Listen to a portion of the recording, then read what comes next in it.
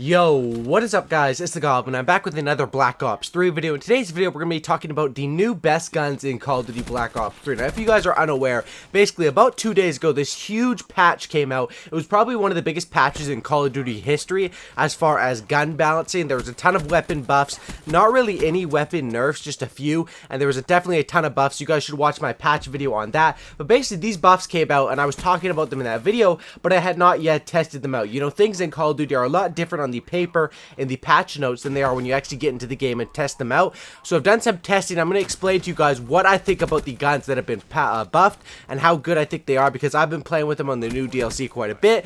Now this video will mainly focus on the assault rifle and the SMG buffs, because I think these are the two most popular categories, and these two categories are the ones that are basically in contention for the best gun in Black Ops 3, or for the best guns in Black Ops 3. That's what I'm going to be covering mostly in today's video. So let's get right into this. Now this is patch 1.09. Now I got a lot of questions of Xbox players saying, is this patch out on the Xbox? Now I'm not sure, because I play on PS4, but on the Xbox One, if you guys have updated to 1.09, it will be a big patch update, so you guys definitely won't miss it. Like, you'll notice it if you actually did have to update.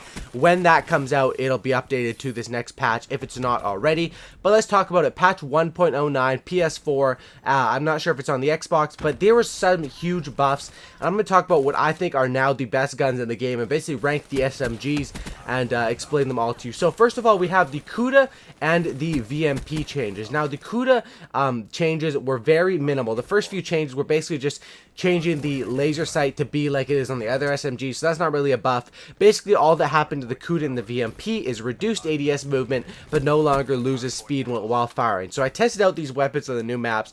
This change is really minimal. You can't even notice this change. Basically what it means is your stock, your side-to-side movement is a tiny bit changed when you're firing compared to when you're not firing, but I absolutely did not notice this at all.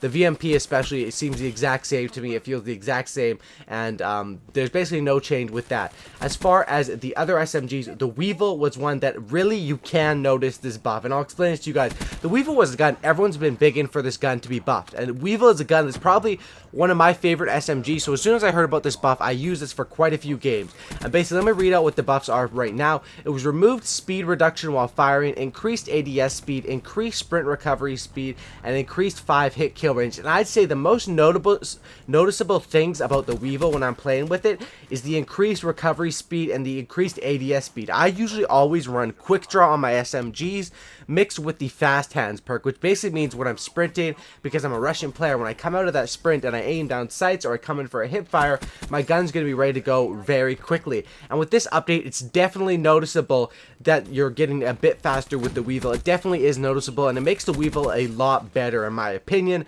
The Weevil before was still a pretty standard, like pretty good gun, but now it's definitely even up there closer to the top of the SMG categories, and this Weevil buff is definitely really good. Now the next one we have is the Vesper. Now this was the one I was most hyped for in my patch video. I talk about the Vesper changes. I say, oh my goodness, because everyone knows the history of the Vesper, how much I love the Vesper. The Vesper was the best gun in the game at one point. They nerfed it down to the worst SMG, and now they've buffed it again. And now what they've done with this buff is, I'm going to say it's not the worst SMG right now after this buff, but this buff is really not what I wanted. I wanted a bit more of the buff. And now the thing is, they buffed quite a few things with the Vesper, but really the only problem with the Vesper after the nerf was the recoil. They made the recoil absolutely ridiculous. Even if you had a grip on the Vesper, it seemed like you had nothing on it, and the recoil would kick an insane amount, similar to like the PM9, I think it's called, from MW3, something like that. It was absolutely ridiculous, making this gun unusable anything other than super close range. Now with these updates, the update basically was the remove speed reduction while firing, increased ADS speed, increased sprint recovery speed, just like the Weevil. Those changes are very good on this. And then the increased ability to control recoil. This was the one I was most excited for. So I've tested out the Vesper, used it a ton on these DLC maps, and basically these two changes, like the Weevil, are pretty noticeable. The increased ADS speed and increased sprint recovery speed. If you're running quick draw as well as fast hands paired with this, these guns are very good, and it definitely makes these SMGs a lot, more usable, because I thought like the ARs were really fast. If you would run the ARs with like an SMG perk and class setup, it would be absolutely insane. It would kind of outclass these SMGs. Like the KN-44, the gun would come up quick, the gun had a decent hip fire, but now with this update, I think it definitely makes the SMGs where they should be in the game. But the Vesper increased ability to control recoil is not that much. There is a tiny bit less recoil, but that super high recoil that we had before is still very prevalent and very noticeable on the Vesper. And it's really kind of disappointing for me personally, because I thought this would sort of make the Vesper a higher class weapon. While it isn't the worst gun in the game anymore because of these changes, it still is one that you can't use really anything other than very close ranges. And that's just with the Vesper. Now, the changes with the next one, the Pharaoh, is basically the increased ADS speed.